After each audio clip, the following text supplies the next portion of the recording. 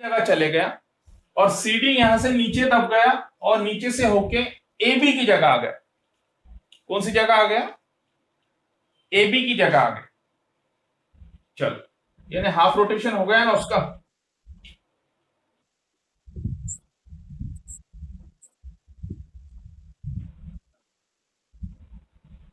नहीं,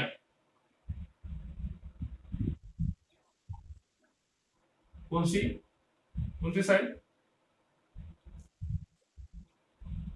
कॉइल तो घूम रहा ना। कॉइल तो घुमा, कॉइल का तो रोटेशन है ना,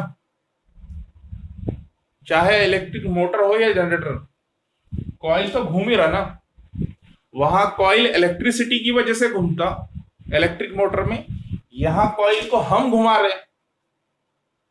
यहां कॉइल को हम घुमा रहे हैं। इसको मैकेनिकल एनर्जी कौन दे रहा? हम दे रहे ना भाई। मैकेनिकल एनर्जी से हमको, हाँ हाँ हाँ हाँ, सही सही सही पॉइंट है आपका। बोलो बोलो, सही पॉइंट है।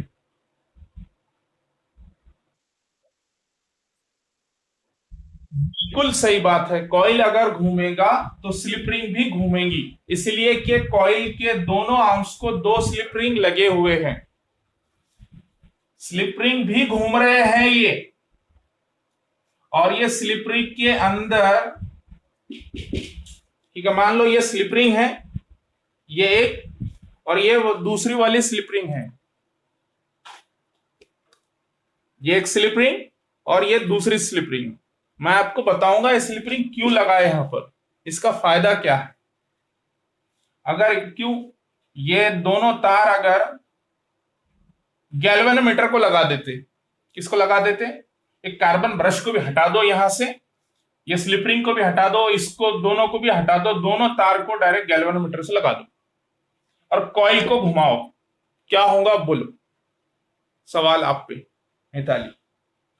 ये काम करो, ये दोनों तार लो, गैल्वेनोमीटर के दो एंड को बांध दो। किसको बांध दो? गैल्वेनोमीटर के दो एंड, और कॉइल को घुमाओ, क्या होगा? जल्दी बोलो।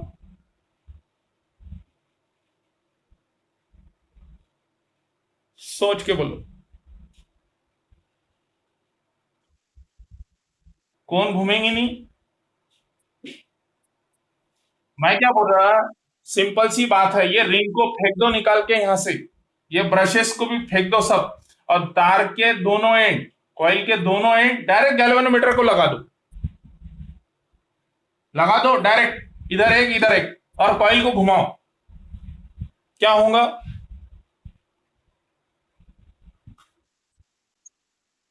किसकी? कॉइल की साइड चेंज नहीं होंगी। क्यों नहीं होंगी? होगा क्या वहां, ये बोलो मेरे को। बहुत आसान सवाल है ये, इतना बच्चों जैसा सवाल है ये।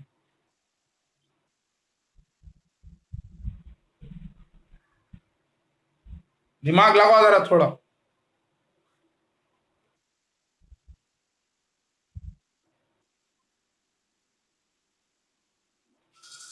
नहीं, कॉइल तो क्यों नहीं घूमेगा? हम घुमा रहे उसको, क्यों नहीं घूमेगा? उसका नुकसान क्या है ये बोलो मेरे को। नहीं नहीं, ये उधर जाओ ही मत अभी तुम। बहुत सवाल है। अरे बढ़िया, फर्स्ट क्लास, बढ़िया आंसर। ये दोनों तार गैल्वेनोमीटर को बांध दिए, कॉइल के दोनों एंड, कॉइल के दोनों एंड। ओए हट।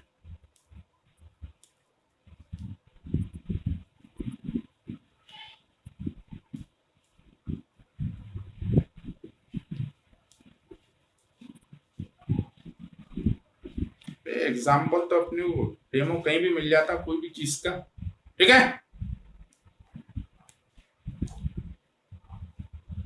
मान लो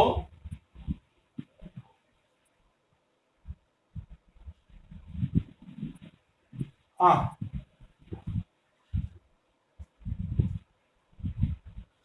मान लो ये आपके कॉइल के दो तार हो गए, दो आर्म होंगे, एक ये वाला और एक ये वाला, और ये दोनों को हम गैल्वेनोमीटर से जोड़ दे रहे। ठीक है, ये आपका कॉइल हो गया और इसको हम गैल्वेनोमीटर से जोड़ दे रहे। बीच में कार्बन रिंग निकाल करके फेंक दिए कचरे के डब्बे में, कार्बन ब्रश और स्लिप रिंग, दोनों तार के दोनों एंड गैल्वेनोमीटर को बांध दिए। अब इसको रोटेट करो, हम रोटेट कर सकते हैं, बिल्कुल करो, रोटेट करें, रोटेट करें, रोटेट करें। रोटेट करने की वजह से तार उलझ जा रहा, तार क्या हो जा रहा, उलझ जा रहा। क्लियर? ठीक है, यहां तक के क्लियर। चलो, कहां था मेरा पॉइंट, भूल गया मैं। मुद्दे की बात क्या थी अपनी, भूल गया मैं, याद दिलाओ। भूल गया मैं, विसर लो, जल्दी बोलो, टाइम नहीं अपने पास।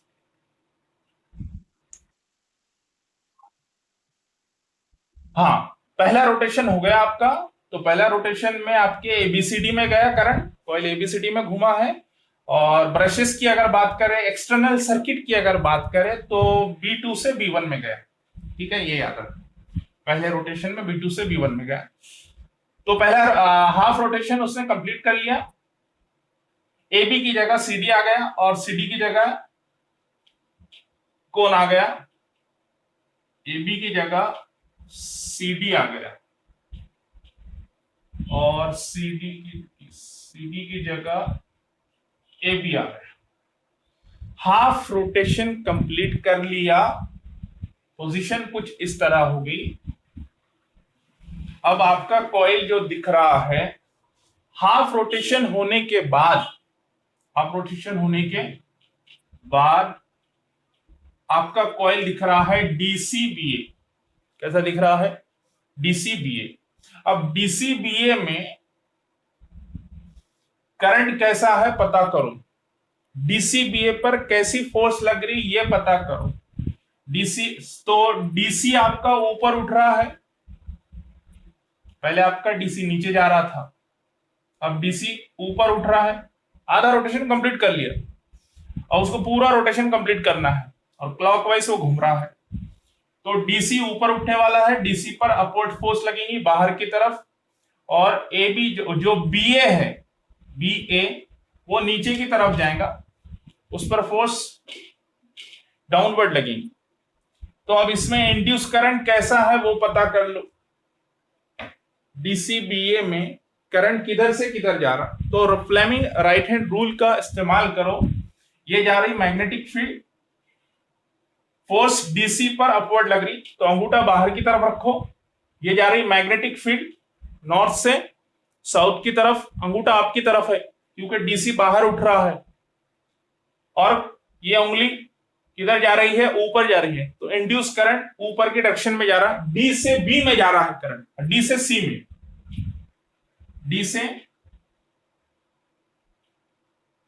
C में जा रहा है करंट। हो गया? अब इसमें पता कर लो ये BA में करंट का डायरेक्शन कौन सा है इंड्यूस। तो BA आपका अंदर की तरफ जा रहा है, तो अंगूठा अंदर की तरफ रखो, इस पर में दबाओ, अंगूठा इस पर में फोर्स लगाएगा। ठीक है, मैग्नेटिक फील्ड जा रही है, मैग्नेटिक फील्ड, अंगूठा ऐसा इस पर, मैग्नेटिक फील्ड ऐसी, और करंट की डायरेक्शन देख लो, करंट नीचे, यानी B2A आ रहा है करंट, B2A। यह हो गया आपका इंड्यूस करंट I। तो इस बार कॉइल में आधा रोटेशन होने के बाद अब हमको पूरा रोटेशन कंप्लीट करना है। तो CD आपका ऊपर उठने के लिए तैयार है, AB आपका नीचे जाने के लिए तैयार है। तो करंट इसमें D से C जा रहा, C से B जा रहा और B से A आ रहा। यानी कौन से मैनर में करंट का फ्लो है कॉइल में, DCB। कौन से है,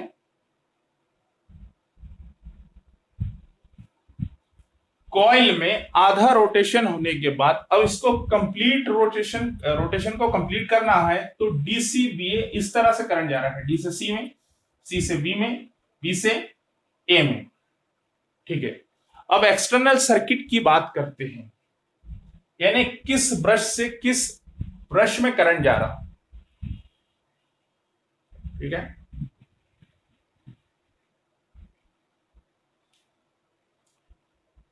डीसीबीए, चलो आ जाओ। डीसीबीए ये बताओ किस रिंग से कनेक्ट है, अभी किस रिंग से कनेक्ट है? डीसीबीए S1 से कनेक्ट है। ठीक है, स्लिप रिंग 1 से कनेक्ट है। स्लिप रिंग 1 किससे कनेक्ट है? स्लिप रिंग 1 किससे कनेक्ट है? स्लिप रिंग B1 से कनेक्ट है। ठीक,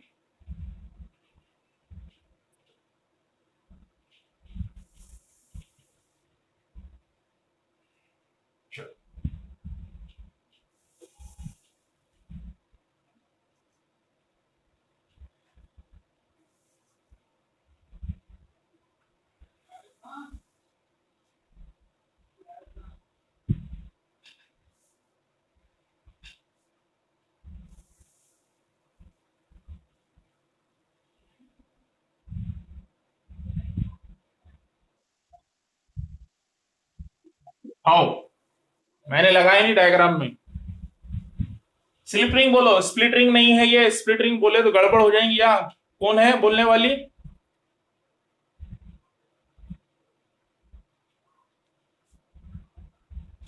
काश ये जूम के अंदर ऐसा एप्स होता, बोलते से ही नाम दिखाता। क्या दिखाता? नाम है उसमें, लेकिन वो पार्टिसिपेंट की लिस्ट में देखना पड़ता किसका ऑडियो ऑन है। तो उधर कौन देखता है भाई झांक कर कौन कौन बैठा है? चलिए, तो डीसीबीए में करंट बह रहा, ये किसको कनेक्ट है? S1 को कनेक्ट है। इसका मतलब S1 में करंट आ गया। किसमें करंट आ गया? S1 में करंट। S1 किसको कनेक्ट है? B1 को कनेक्ट है। तो B1 में से करंट निकला, यहां पलटा, यहां पलट गया, गैल्वेनोमीटर में गया, गैल्वेनोमीटर से निकला बाहर, इधर पलटा, इधर पलट गया, यहां पलट कर यहां पलटा, यहां से गया B2 में। किसमें गया? B2 में। यानी अगर जब कॉइल डीसीबीए में करंट फ्लो है तो ब्रशेस में कैसा फ्लो है, यानी एक्सटर्नल सर्किट में कैसा फ्लो है? B1 से निकलकर B2 में जा रहा है करंट। यानी जब कॉइल पूरा, यानी हर आधे रोटेशन के बाद एक्सटर्नल सर्किट में करंट की डायरेक्शन चेंज हो रही, हर हाफ रोटेशन के बाद। यानी जब ABCD में करंट जा रहा तो ब्रशेस में B2 से B1 में जा रहा। जब डीसीबीए करंट का फ्लो है तो B1 से निकलकर B2 में जा रहा। मैंने बहुत शॉर्ट में लिखा यहां बोर्ड पर, इसका स्क्रीनशॉट ले लो आप। पूरी इसकी कहानी, मॉरल, इसकी पूरी जान। कॉइल ABCD में अगर करंट बह रहा है तो किस ब्रश में से निकलकर किस ब्रश में जाएगा? B2 से निकलकर B1 में जा रहा। और ये ब्रशेस आपके एक्सटर्नल सर्किट का हिस्सा है। B2 से B1 में गया, और जब कॉइल डीसीबीए में अगर करंट का फ्लो है तो ब्रशेस में, कौन से ब्रशेस में है? B1 से निकलकर B2 में जा रहा। यानी एक्सटर्नल सर्किट में करंट का डायरेक्शन अल्टरनेटली चेंज हो रहा है हर आधे रोटेशन के बाद। एक्सटर्नल सर्किट में कभी B1 से B2 में जा रहा, तो कभी B2 से B1 में, कभी ये इधर से इधर पलट जाता है।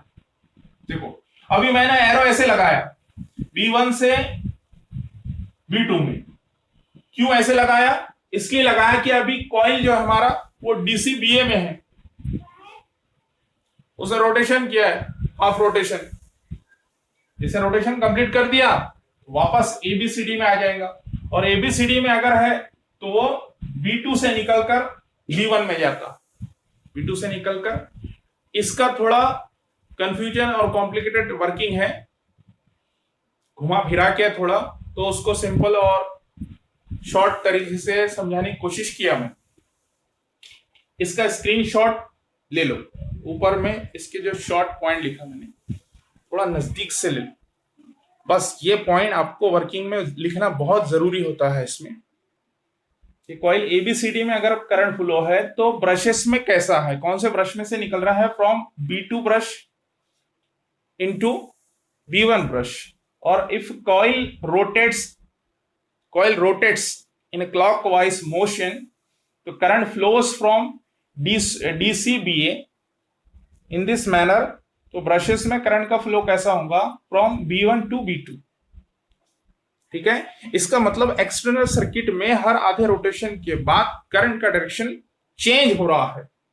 तो इधर कभी ऐसा जा रहा तो कभी ऐसा जा रहा, ऐसा जा रहा ऐसा जा रहा। ये रोटेशन शुरू है, ये घूमना शुरू है क्लॉकवाइज, तो ये कभी ऊपर उठ रहा है, ये नीचे जा रहा है, ये ऐसा घूमना शुरू है। इनकी जगह चेंज हो रही बार बार, कभी ए भी इधर आ रहा, कभी सी डी इधर जा रहा, और उसी वक्त साथ साथ नीचे में करंट का डायरेक्शन चेंज हो रहा, कभी B1 से B2 में, कभी B2 से B1 में, कभी B1 से B2 में भी। तो ये कभी इस डायरेक्शन, कभी इस डायरेक्शन, कभी इस डायरेक्शन, कभी उस डायरेक्शन। ठीक है, तो करंट की वैल्यू कभी पॉजिटिव में हो रही तो कभी नेगेटिव में हो रही, कभी पॉजिटिव में कभी नेगेटिव में, पॉजिटिव कभी नेगेटिव। और पॉजिटिव नेगेटिव करंट की वैल्यू होती है, करंट यानी मैग्नीट्यूड चेंज कर रहा है या डायरेक्शन चेंज कर रहा है, यहां पर अल्टरनेटली हो रहा है, बिल्कुल सीक्वेंस में, पीरियोडिक मैनर में। तो इस करंट को हम अल्टरनेटिंग करंट बोलते हैं। और आउटपुट में हमको जो करंट मिल रहा है, जो दिखाई दे रहा है यहां पर, वो अल्टरनेटिंग करंट है। आउटपुट में एक्सटर्नल सर्किट, ये आपका इनपुट हो गया, ये हो गया आपका आउटपुट। आउटपुट में आपको अल्टरनेटिंग करंट मिल रहा है, एसी करंट। तो